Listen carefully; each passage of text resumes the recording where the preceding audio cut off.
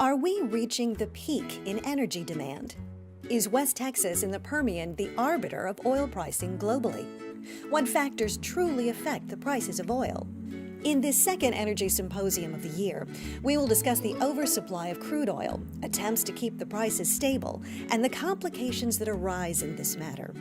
The continued oversupply of crude, in spite of the efforts by the countries belonging to OPEC to cut production and raise prices, and along with the resurgence of the Permian Basin, have managed to keep the crude prices at or around $50 per barrel for a significant period. After a decade of high oil prices, crude prices crashed in 2014, triggered in part by OPEC's declaration that it would no longer act as the swing producer.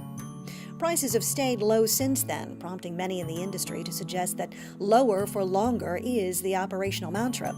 The U.S. oil and gas industry and the adoption of hydraulic fracturing and horizontal drilling have reversed 4 decades of declining oil production and added over 4 million barrels per day of new production between 2011 and 2014.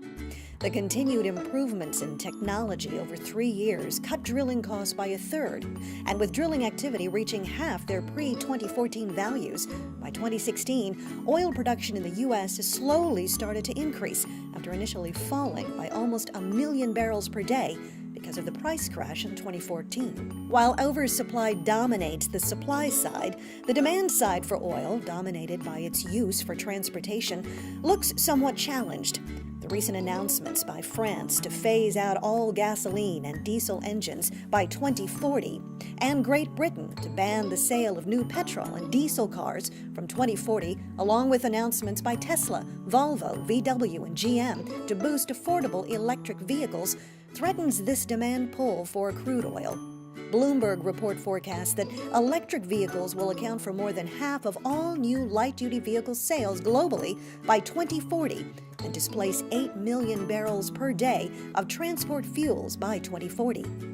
Many believe that this is an underestimation of the penetration by electric vehicles, and that with breakthroughs in battery technologies and hybrid technologies, the demand for crude oil-based transportation fuels will decrease significantly over a much shorter time window.